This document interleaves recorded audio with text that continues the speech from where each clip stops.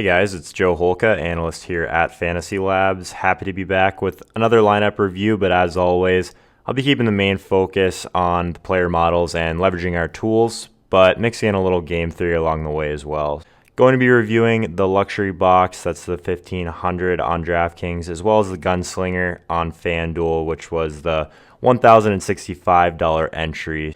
As far as late swaps and sweating the games one by one, the division round slate was really fun week in general, and pretty pleased with my thought process overall while attacking this smaller 4-game slate. But I think there's a ton of value in getting that natural hedge across your player exposure just by playing multiple slates. So it's something that I've tried to do a lot more of this past season, but my approach has been pretty simple, honestly, for these smaller slates all year. And the good news is that even with NFL winding down, it's relatively applicable across all sports. But the first thing is I'm definitely not afraid to game stack and secure volume in games with high Vegas totals. I think that feeling like you need a piece of every game can often be a mistake, and you have to be willing to take a stand with a limited player pool. Typically, I don't actively fade the mega studs or get cute regardless of their ownership, and going with what you think is optimal is generally ideal, with people digging deeper than normal for that low-owned play just to differentiate. Right or wrong, for that reason, I tend to go up in stakes a bit and roll out fewer, but in my opinion, more optimal teams.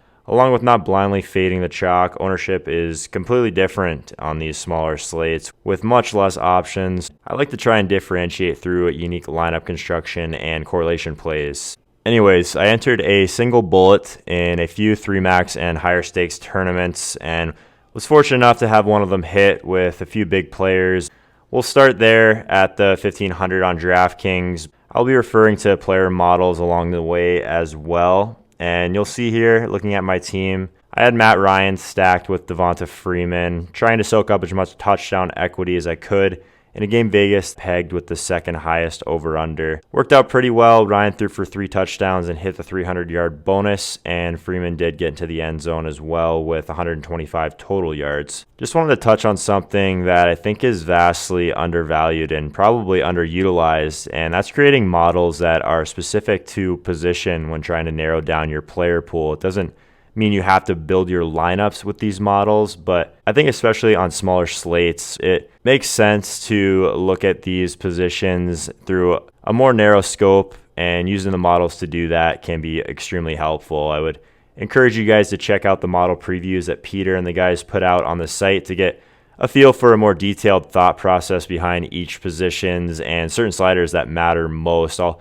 touch on them quickly. My DK quarterback model skews pretty heavily for value from a points per dollar and plus minus perspective, but it also puts a high emphasis on ceiling, which I think is really important at this position.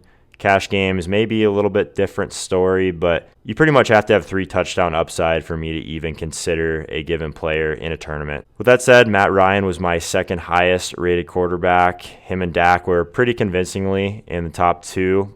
And Devonta Freeman was my number 1 rated player in my running back model on DraftKings. He had a massive 11 pro trends, most on the slate. Pro trends, again, are trends that look to identify situations that have historically produced DFS value. And at running back, we're usually relatively accurate in projecting volume. So I like to weigh projected points per dollar very heavily. And like I said, on these smaller slates, high ceiling players are definitely ones to target.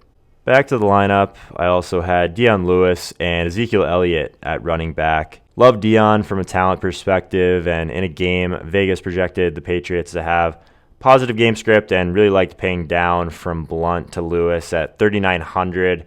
After he had averaged 15 carries per game over his last 3, and that kind of volume with the talent that I'm definitely high on was something I was interested in very early on in the week. It seemed like the Patriots were kind of ramping him up just in time for the playoffs, and that breakout game could come sooner or later. As you can see in my model, Lewis was pretty clearly my top value play and had a really high ceiling for his price tag as well. Jamming in both Zeke and Bell was extremely tough to do on DraftKings this week with guys like Lewis and Freeman in play, but both did finish extremely high, unsurprisingly, in my running back model, but decided to save the 2K in salary with Zeke, but more about my 2v2 that I debated going into the Sunday games in a minute.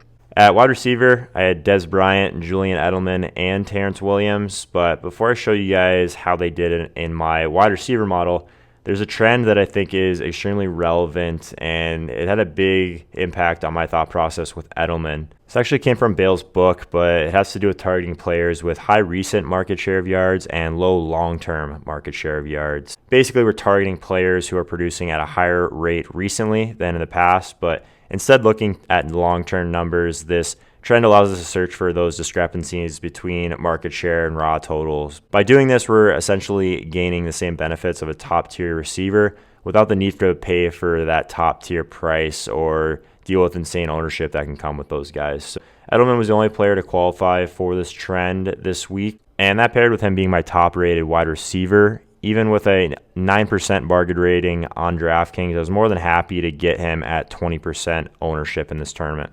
Anyways, my wide receiver model skews heavily for projected plus minus, but it's relatively flat across sliders like bargain rating, Vegas score, opponent rating, projected ceiling. I just think that plus minus is something you should consider weighing heavily in your models in general. It's our signature metric at FantasyLabs, and it's the difference in projected points and the player's salary-based expectations. So I think wide receiver is a great spot to leverage that stat and searching for the most optimal plays on a smaller slate. Really like Dez this week, not just because he was high in my model, but didn't think Green Bay would be able to take him away like they did Odell Beckham, because if they did, Zeke would just completely shred them on the ground. So Terrence Williams at just 3,100 was my top value in a great matchup against Demarius Randall, and he'd seen at least 4 targets in 4 straight games. So at that price, I thought he had a pretty good chance of hitting value. I rolled back my Dallas Green Bay game stack with Jared Cook, who wasn't super highly rated in my tight end model, but served his purpose as that cheap tight end with both touchdown and target upside. In a great matchup, wasn't too surprising to see him at 44%. Had the Patriots defense extremely chalky against Brock Osweiler, and there's a massive spread in this game as well, which we know is predictive, and I was willing to take the shot with the correlation there with Lewis and Edelman. Obviously, that Lewis-Pats double dip paid off huge. Late swaps going into Sunday games were interesting. I was actually in the top 10 in this tournament with the most player minutes remaining of anyone around me. Technically the favorite, or at least one of them, the original team had Jeremy Maclin and Le'Veon Bell.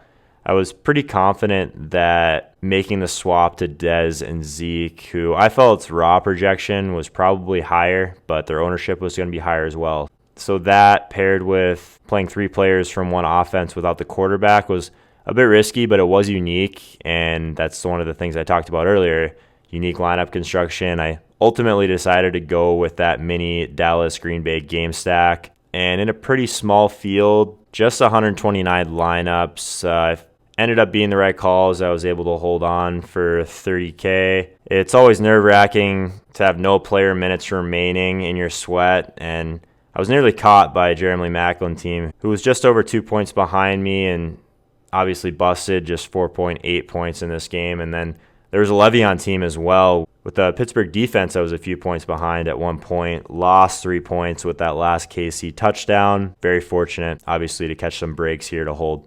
Transitioning over to FanDuel, we have the Gunslinger, another relatively small field of under 200 lineups, which plays like a 5-max tournament, and again, had one entry in. This is a really cool tournament in general, put on by FanDuel. Some really nice payouts for a small field, and just a 6.5% rake in compared to the 1,500 we just talked about on DraftKings that is closer to 11%. Looking at my lineup, cashed and finished in 15th place out of 175.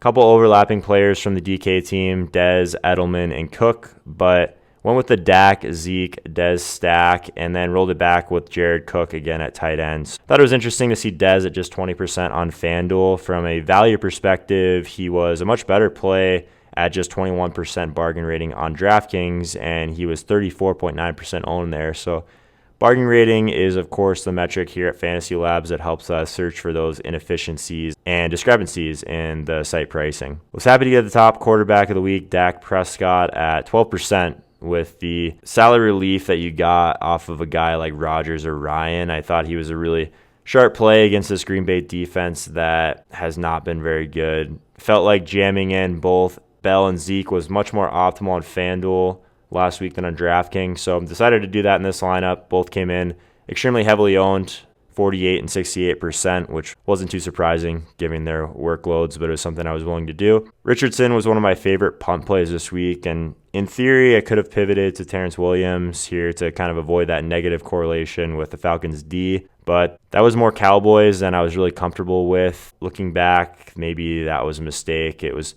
pretty close to the same amount of points, so I guess it didn't really matter too much. Really liked the Atlanta D in general last week for the huge salary relief off of New England, who ended up being over 50% owned in this tournament. I'm okay with the result there. The Patriots were clearly the top play, but even from a game theory perspective, anytime a defense is that highly owned, there's going to be merit for a fade as long as there is a pivot. And as you can see here in models, the Falcons were my second rated defense on FanDuel. Part of the reason for that, behind just some brutal offensive line play, Russell Wilson has taken the most sacks over the past 12 months than any quarterback that was on this slate, and Atlanta had the most quarterback hurries of any team remaining on the slate. So this game had the second highest spread, and I thought they may have a good chance at taking advantage of Wilson's pass attempts being up in a game they were going to try and keep up with the Falcons offense. So I think the Falcons defense play was fine. Quickly, the winning lineup was A.E. Jones. Aaron is having just a monster year in the industry, and he took this one down with Freeman and Lewis at running back, which allowed him to get up to Julio, Baldwin, and Dez at wide receiver. Definitely well-deserved. Congrats to him on a great lineup and taking down the Gunslinger on FanDuel.